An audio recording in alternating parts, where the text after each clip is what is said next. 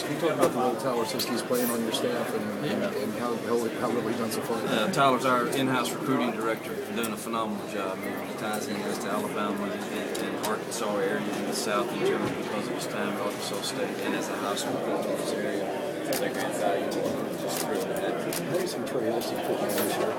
I hope he plays. I hope he plays a lot. I know talent-wise, I think he's going to be there. Is he ready year one? I don't know, but he's probably going to get thrown in there regardless whether he's ready or not. What was your reaction?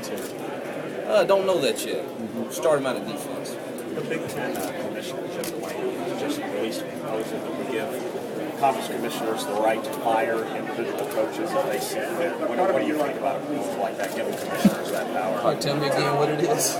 It would give a conference commissioner, like a Big Ten or SEC, the power to fire a school's coach if he saw fit, like in an extreme case like Penn State or something. Yeah, I would. Boy, that's probably a Ross question. It doesn't really bother me, but how it worked through him for the chancellor to the AD, I don't know. I would hesitate without knowing more about that to say a lot.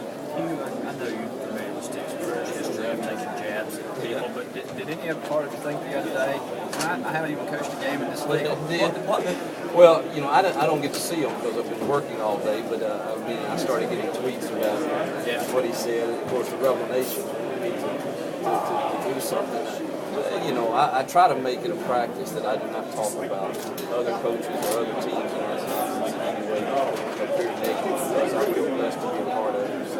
I don't have anything against Coach Spurrier. I don't even know if he knows me other than the meetings we've been in. So, I said my response is we played him in 2013. And I hope I can change his outlook on wanting to play Ole Miss so bad. Maybe that's. But if he wanted to, if he has enough power, he can change it this year. We'll play him instead of Georgia.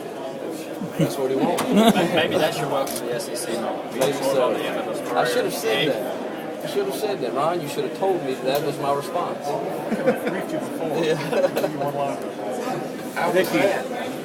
I enjoyed the heck out of it. I don't know how you guys did, but I thought it was fun. You mentioned 4 players that you're concerned about. Do they have mountains or no? hills? Well, one does. Yeah, there's one that I think has a mountain to overcome. The others, if they can just do what is expected of them, they should make it. Does it go through August? That's the second intersection? They could. Everyone has a chance to be eligible at the end of July with the exception of one kid. That kid would take August if he does what he's supposed to do in July. Now, if he does it in July, we're probably going to part ways. You didn't know what it went on last year as far as could you imagine most of the time when a year goes south and there's that gloom and doom feeling like this staff may not be back and all of a sudden everybody just stops doing this like life. I think you're exactly right. Anytime the coaching change is made in the middle of the year, I think that can be a recipe for a disaster. Whatever reason the kids get just kind of shut down.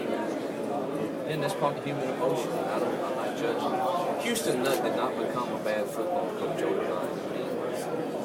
He's not a bad football coach. The guy's done some good things in this sport. So I don't know all the details, nor do I really care. I just know that when we got there, we had a mess on our hands academically and some other things that we had to deal with. And I do see what you're saying. Human nature probably has caused a lot of that. You said that Bo needs more reps. What did he need to learn out of those reps? Well, in spring, we started, we had him, Stout, Mackey, Barry. Kel Miller didn't get much. We had 4 quarterbacks trying to get reps, but we had 4 that we felt like we needed to get a look at. Well, that's 1 out of every 4 snaps he's getting, which that's not enough to get ready for this league. So he needs more snaps. Let's see how he functions. After he does that. When you looked at the mess back then, and you look at it now, and you only see 4 kids that you're still concerned about. Are you pretty pleased with where it is? I'm cautiously optimistic. I don't think you ever let yourself get to where in this dealing with young men in this world we live in that you ever get to a point where you feel that you're not vulnerable. I always feel that way when dealing with kids. They make bad decisions sometimes. They do things that aren't always right, just like we do. So I don't feel like just cautiously optimistic. Coach, is Coach Wilmot, he's still running John Thompson defense? Well, John Thompson learned from Dave Womack, so I'll call it a Dave Womack defense. But yeah, he still runs his. And I love John Thompson too. He's a good friend of mine. But Dave still does exactly what he's always done. We got to get him out of here.